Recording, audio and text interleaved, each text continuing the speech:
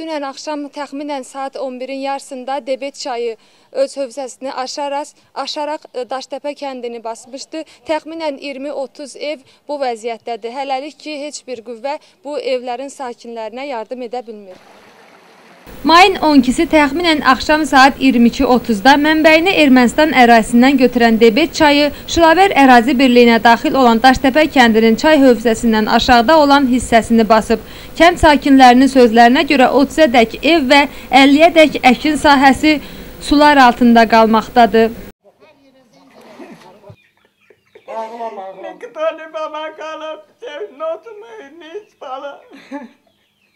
Bax, gördüyünüz kimi bu qədər dərin sudur. Buraya girmək mümkün deyil yəni. Bu böyüyün vəziyyətinə baxın yəni. Ev uçur, başımıza çöldə qalacaq. Baxın, divar çatlayır, divar pis gündədir. Su da basıb, vapşet ev uçur. Təzə tikilişdir vapşet. Təzə tikilişdir. Burana gəlin baxın, təzə də çarptı. Yetdi. Böyün oldu. Mən bunu gecə baxdım, gecə. Su da olur, produktumuz içərdədir, evimiz bütün çat veribdir.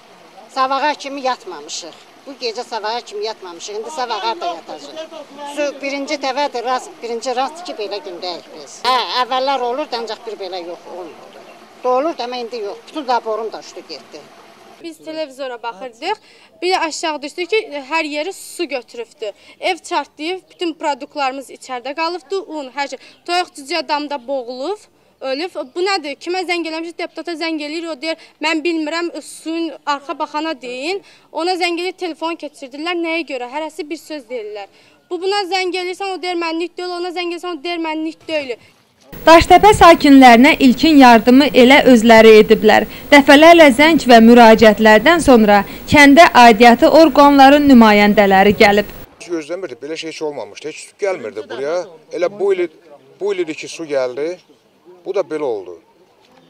Gəldik gecə, gördük ki, saat 11-in yarısıdır, su basıb bütün hər yer aparır. Getdik polisə, polis adelinə getdik, orada polis növbəçi vardı, o bizə kömək elədi. Kömək elədi, Motxozun işçilərinə zəng elədi. Zəng elədi, dedi ki, hə, biz zaten Mameydən bağlatmışıq suyu.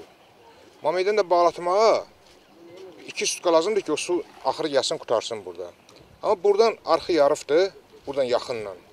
Təzə getdik özümüz, öz qüvvəmizlə traktor tapdıq. Traktor gəldi, yol yoxdur oraya getməyə. Hara ki, arx yarıqdır, oraya yol yoxdur getməyə.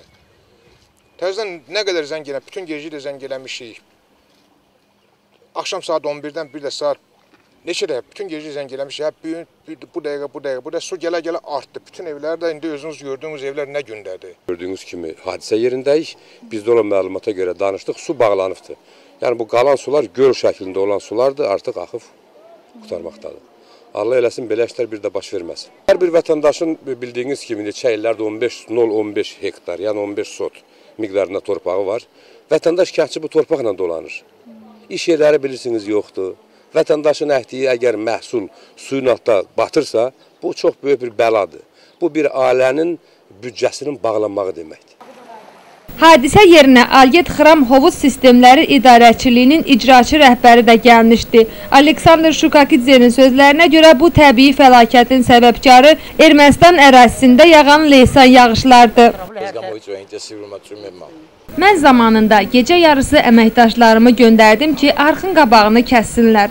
Lakin suyun miqdarı çox olduğuna görə qarşısını zamanında ala bilmədik.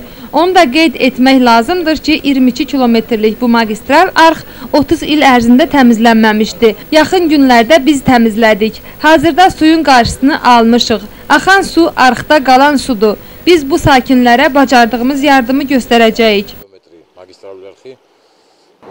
Marneolo Munisipalitetinin özünü idarəsindən bildirirlər ki, evləri və əkin sahələrini basan suyu yanğın xidməti maşınları çəkdikdən sonra əhaliyə dəymiş zərər hesablanaraq lazımi yardım göstəriləcək.